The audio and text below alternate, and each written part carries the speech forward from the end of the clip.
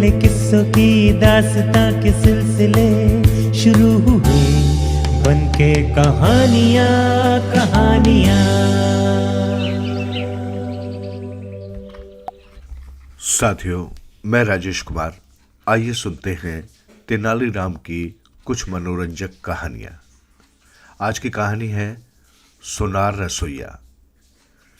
राजा कृष्णदेव राय के दरबार में प्रतिभा को पूरा सम्मान मिलता था। अगर उन्हें किसी भी क्षेत्र में कोई महान कलाकार मिलता तो वे उसे अपने दरबार में जरूर बुलाते थे। उसकी कला के प्रदर्शन के बाद उचित पुरस्कार भी दिए जाते। एक बार उन्हें एक महान चित्रकार अच्युत राव के बारे में पता चला। महाराज ने उसे दरबार में आने का निमंत्रण दिया। वे चाहते थे कि अच्युत उनका एक चित्र बनाए। चित्रकार ने बहुत सुंदर चित्र बनाया। महाराज भी उसे देखकर बहुत प्रभावित हुए। वे उसे खास इनाम देना चाहते थे। वे चाहते थे कि सारी प्रजा अच्युत राव को जाने और उनका सम्मान करे। उन्होंने कुछ देर सोचने के बाद कहा, मैं अच्युत राव को अपना मुख्यमंत्री नियुक्त करता हूं। यह सुनकर सभी दंग रह गए, परंतु महाराज के खिलाफ बोलने का साहस कौन कर सकता था। अब अच्युत राव राज्य के नए मुख्यमंत्री थे। वे एक अच्छे कलाकार थे, पर उनके पास राज का चलाने का कोई अनुभव नहीं था। कुछ ही दिन में उन्होंने राजकाज से जुड़े मामलों को पूरी तरह उलझा दिया। दूसरे मंत्री प्रजा भी उनके बिगड़े हुए कामों से तंग आ गए, पर वे सब महाराज की ओर से नियुक्त किए गए मुख्यमंत्री के खिलाफ कैसे बोल सकते थे। हमेशा की तरह उन्होंने तेनालीरामन की मदद ली। तेनालीरामन बोले, आप लोग चिंता न करें, मैं जल्द ही इस समस्या का हल निकाल लूंगा। कुछ दिन बाद तेनालीरामन ने महाराज व दरबारियों को अपने घर में दावत का न्योता दिया। महाराज अपनी रानी और सभी दरबारियों सहित आए। खाना बहुत अच्छा लग रहा था। उसे शहर के बड़े सुनारों में से एक सुनार ने तैयार किया था। वो भी खाना परोसने के लिए मौजूद था। बड़ी धूमधाम के साथ दावत का आरंभ हुआ, पर ज्यों ही मेहमानों ने भोजन खाना आरंभ किया, उनके चेहरे देखने लायक थे। खाना बहुत ही बकवास बना था। हर व्यंजन में बहुत तेज नमक और मिर्च डाले गए थे। महाराज को बहुत बुरा लगा। वे गुस्से में चिल्लाकर बोले, तेनालीरामन, तुम इसे दावत कहते हो? क्या तुमने हमारा अपमान करने के लिए हमें यहां बुलाया है? नहीं महाराज, क्या खाना अच्छा नहीं बना? मुझे तो लगा कि मैं आपके ही कदमों पर चलूंगा। तेनाली बोले। महाराज चिल्लाए, तेनाली, साफ शब्दों में कहो कि क्या कहना चाहते हो? महाराज, जब मैंने ये देखा कि आपने एक महान चित्रकार को इनाम स्वरूप मुख्यमंत्री बना दिया, तो मैंने तय किया कि मुझे भी अपने शहर के इस कारीगर सुनार को कोई इनाम देना चाहिए। इसने मेरी पत्नी के लिए बहुत सुंदर आभूषण तैयार किए हैं। आपको देखकर ही मैंने इसे अपने घर का प्रमुख रसोइया नियुक्त कर लिया है। तेनालीराम बोले। महाराज ने भले ही भूल की थी, परंतु वे इतने मूर्ख न थे कि तेनाली की बात को समझ न पाते। वे बोले, तेनालीरामन, तुम अपनी हरकतों से बाज नहीं आते। एक दिन ऐसी सजा दूंगा कि याद रखोगे। उनकी आंखों में एक अलग सी चमक थी। तेनाली हाथ जोड़कर मुस्कुराने लगे तो महाराज बोले, मैं तुम्हारी बात का मतलब समझ गया। एक चित्रकार को केवल चित्र ही बनाने चाहिए और कल से वे यही करेंगे। भगवान के लिए तुम भी इस सुनार को रसोइये के पद से मुक्त कर दो ताकि ये अपना आभूषण बनाने का काम कर सके। महाराज वापस लौट गए और सभी दरबारियों ने तेनालीरामन को अकेले में धन्यवाद दिया। मौत का घड़ा। महाराज का जन्म दिवस था। सारी नगरी को दुल्हन की तरह सजाया गया था। महल में चारों ओर फूलों से सजावट हो रही थी। रंगोली बनाई जा रही थी। कई तरह के पकवान बन रहे थे। बड़ी चहल पहल दिखाई दे रही थी। केवल विजयनगर से ही नहीं, आसपास के राज्यों व देशों से भी कुछ प्रतिनिधि महाराज को उनके जन्म दिवस की बधाई देने आए हुए थे। महाराज के पास सांस लेने का भी समय न था। पूरे महल में उपहार ही उपहार भर गए थे। महाराज को नगर के जमींदारों तथा दूसरे राज्यों के राजाओं की ओर से भी कीमती उपहार प्राप्त हुए। सहायकों को आदेश दिया गया था कि वे हर उपहार को बहुत ही संभाल कर रखें, ताकि इतनी भीड़ के बीच किसी वस्तु को नुकसान न हो जाए। कुछ उपहार तो साधारण ही थे, परंतु कुछ उपहार ऐसे थे कि उनकी सुंदरता से आंखें नहीं हटती थी। महाराज को सभी उपहारों में से बड़े आकार के घड़ों का जोड़ा बहुत पसंद आया, जिसे फूल सजाने के लिए बनाया गया था। एक सहायक को एक घड़े को आराम से उठाकर संभाल कर रखने के लिए ले जा रहा था। अचानक एक बिल्ली का बच्चा उसके पैरों से टकराया और वो उलझकर वहीं गिर गया। धड़ाम घड़े के टुकड़े टुकड़े हो गए। बेचारा नौकर खड़ा होकर कांपने लगा। शोर सुनकर उसके आसपास सभी लोग जमा हो गए थे। महाराज भी वहीं आ गए और पाया कि उनका मनपसंद उपहार चूर चूर हुआ पड़ा था। वे बहुत गुस्से में आ गए और उसी पल आदेश दे दिया कि उस नौकर को फांसी पर चढ़ा दिया जाए। वे इस मामले में कोई सफाई सुनने को तैयार नहीं थे। नौकर को दरबान उठाकर ले गए। वो विनती ही करता रह गया। उसका एक मित्र भागा भागा तेनालीरामन के पास गया और उनसे आग्रह किया कि वे निर्दोष नौकर के प्राणों की रक्षा करें। तेनाली ने सारी बात सुनी तो उन्हें लगा कि मामले को अपने हाथ में लेना ठीक नहीं रहेगा। उस रात वे उस जेल में गए जहां नौकर को रखा गया था। उन्होंने उसे धीरे से कुछ समझाया। वो नौकर जो अब तक जोर जोर से रो रहा था, उसने अपने आंसू पोंछकर अपनी गर्दन हिलाई। वो अब भी डरा हुआ था, पर तेनालीरामन के आने से उसके मन को दिलासा मिल गया। वो मन ही मन उस बात को दोहराने लगा जो उसे तेनालीरामन ने बताई थी। वो जानता था कि अगर वो सही तरीके से तेनाली की कही बात को पूरा कर सका तो उसके प्राणों की रक्षा संभव थी, अन्यथा संसार में कोई भी उसकी जान नहीं बचा सकता था। अगली सुबह उसे फांसी की सजा देने के लिए ले जाया गया।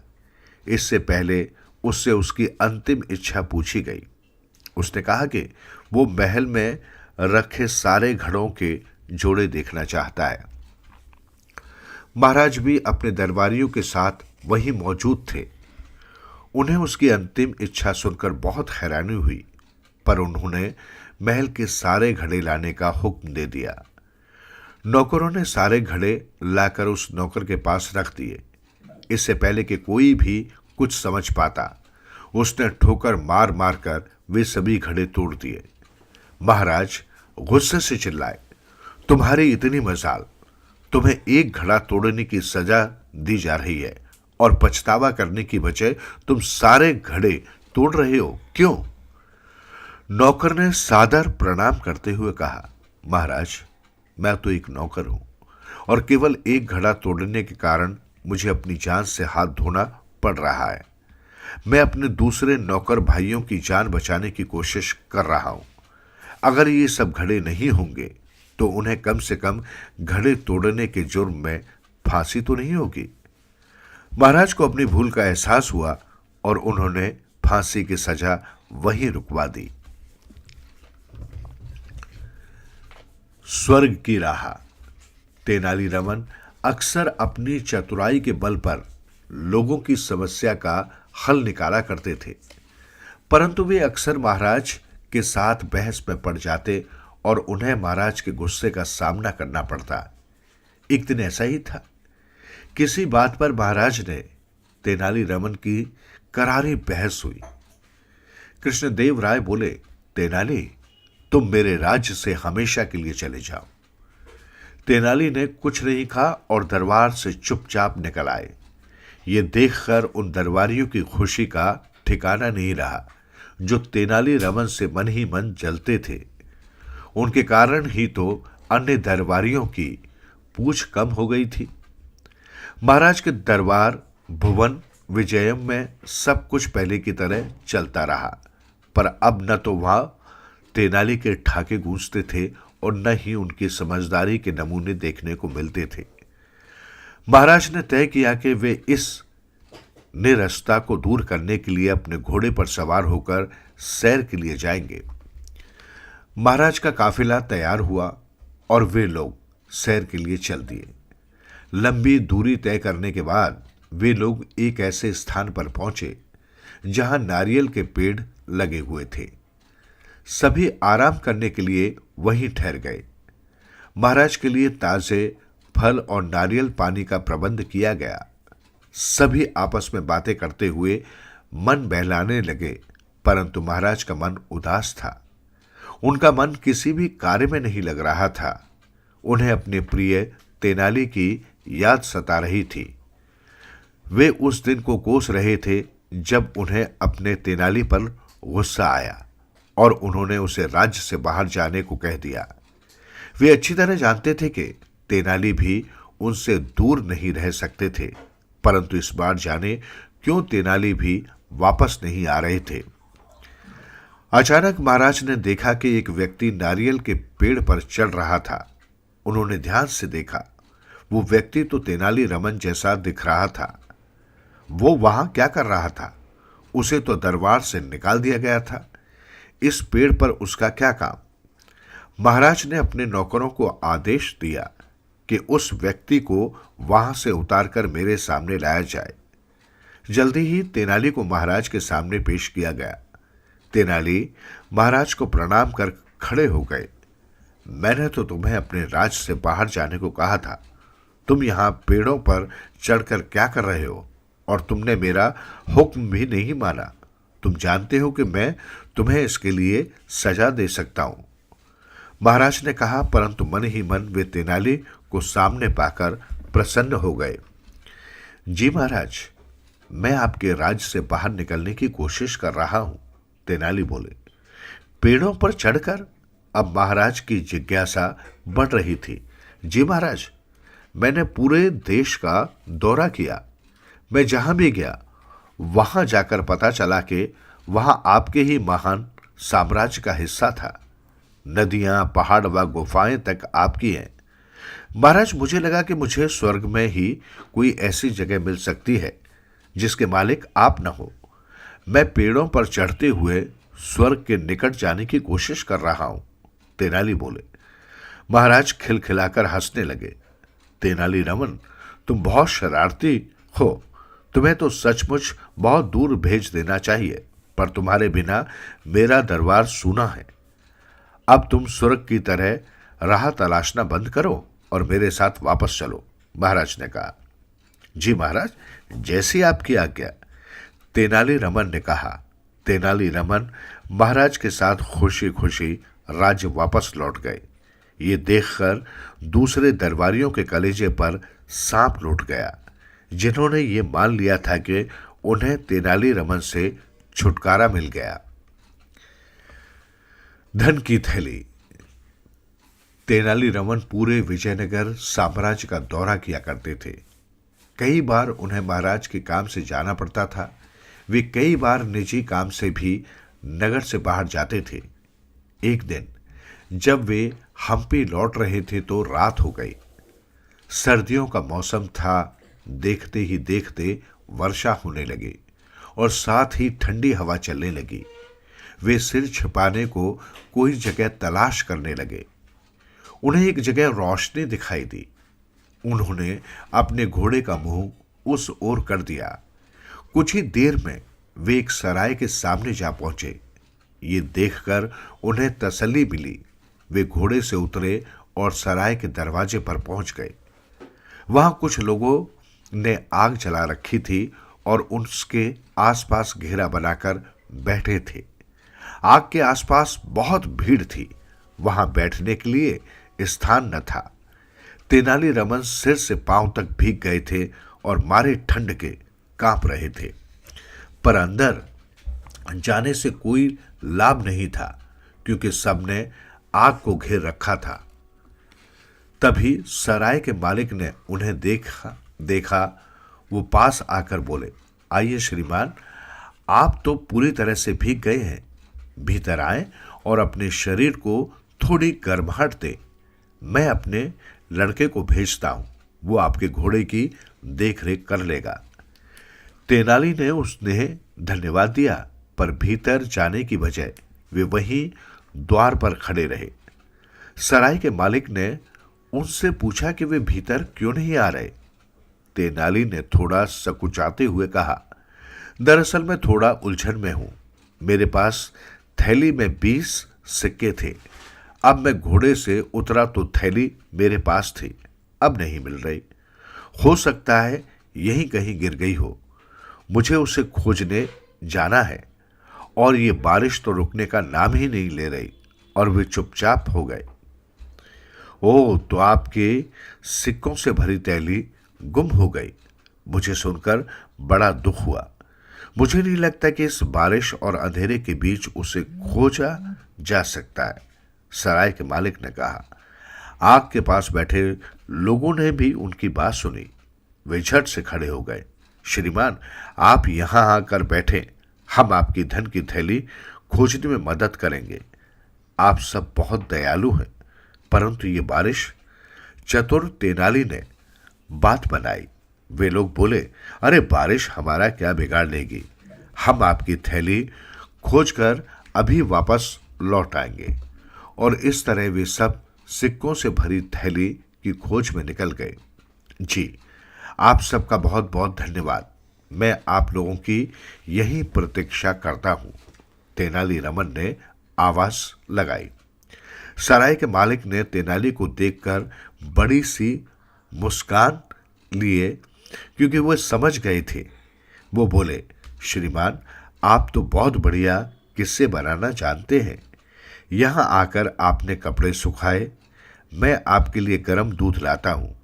तेनालीरामन ने आग के पास अपने कपड़े रखे और अपने हाथ पांव सेकने लगे। वे मन ही मन उन मूर्खों के लिए दबी हंसी हंस रहे थे जो रात के अंधेरे में वर्षा के बीच धन की उस थैली को खोज रहे थे जो कहीं थी ही नहीं। लालच का कोई अंत नहीं होता। एक कुत्ते की कहानी। एक मिठाइयों की दुकान के बाहर बहुत से आवारा कुत्ते रहते थे। उन्हें हमेशा यही आस रहती थी कि कोई दयालु आदमी मिठाई लेकर आएगा तो शायद उन्हें भी खाने को कुछ दे दे। वे हर आते जाते व्यक्ति को देखकर अपनी पूंछ हिलाते। एक दिन तेनालीरामन उस दुकान से मिठाई खरीदने आए। उन्होंने दुकान के बाहर कुत्तों को देखा तो प्यार से एक कुत्ते का सिर सहला दिया। कुत्ते ने झट से तेनालीरामन को देख पूंछ हिलाई और उनके पीछे पीछे आने लगा। जब रमन दुकान में गए तो कुत्ता भी उनके पीछे पीछे अंदर चला गया। तब दुकान का मालिक वहां नहीं था।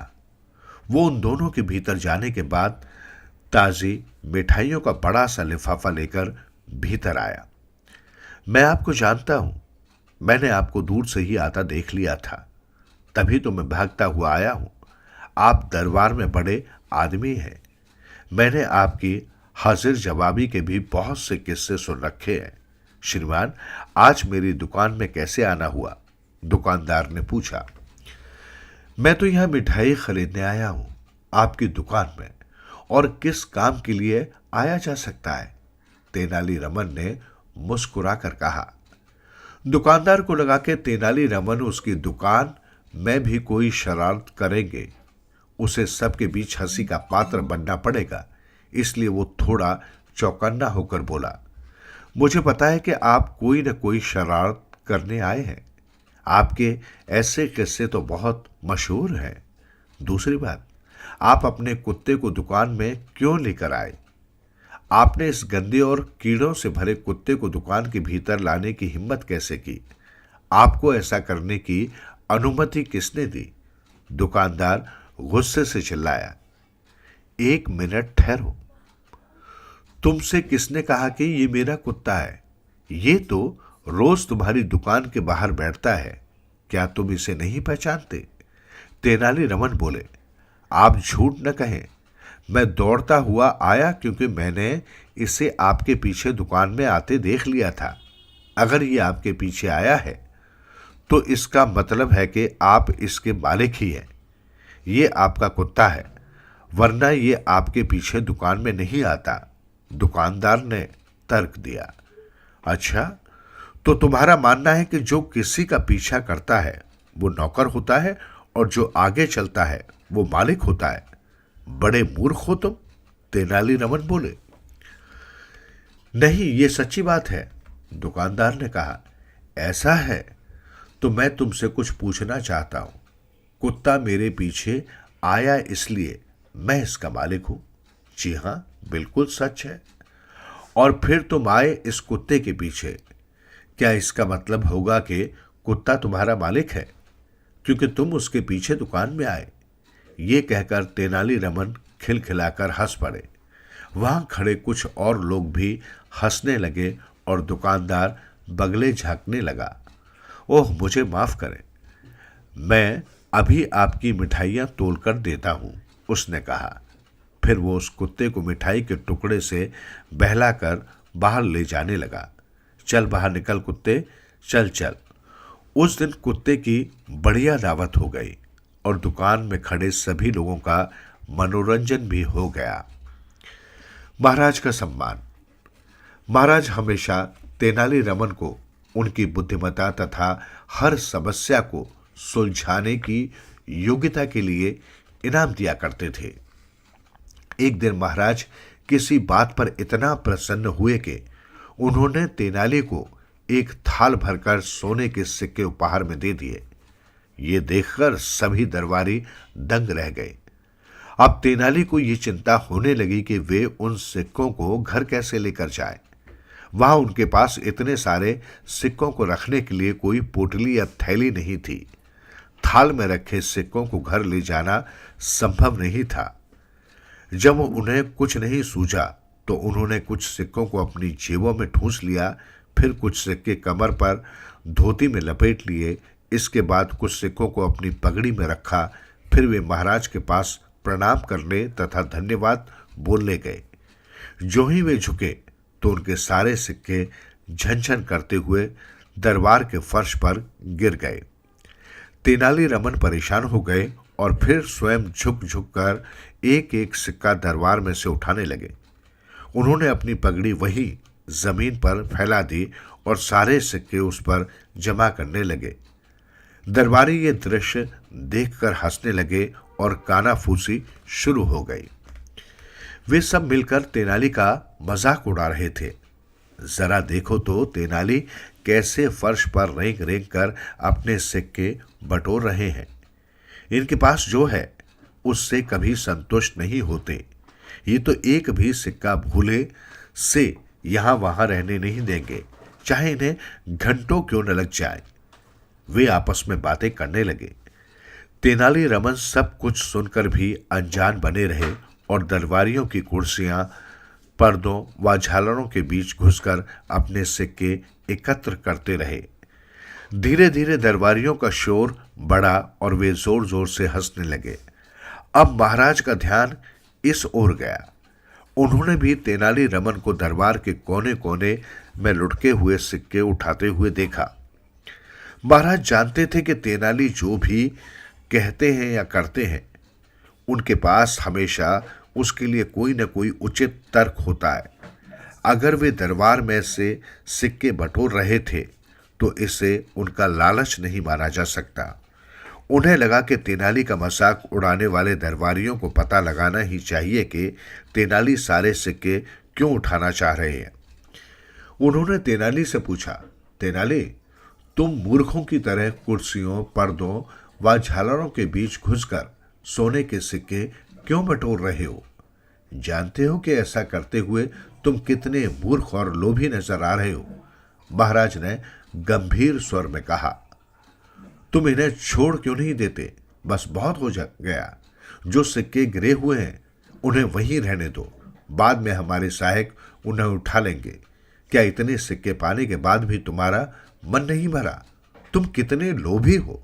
महाराज बोले। तेनाली ने वे सिक्के संभालने के बाद कहा, महाराज, मैं न तो मूर्ख हूं और न ही धन का लोभी। आपकी दयालुता के कारण मेरे पास किसी चीज की कमी नहीं है, पर ये सोने के सिक्के हैं और हर सिक्के पर आपका चेहरा अंकित है। यदि मैं इन्हें यहीं गिरा रहने दूंगा तो किसी न किसी का पैर इन पर पड़ेगा। आपका वफादार होने के नाते मैं आपका यह अपमान कभी सहन नहीं कर सकता। महाराज मुस्कुराए और अपने दरबारियों को कनखियों से देखा। अब वे सभी मूर्ख दिखाई दे रहे थे। उनमें से कुछ उठकर बाकी बचे सिक्के खोजकर देने में तेनाली की मदद करने लगे। महाराज दरबारियों के उतरे हुए चेहरे देख मन ही मन हंस रहे थे।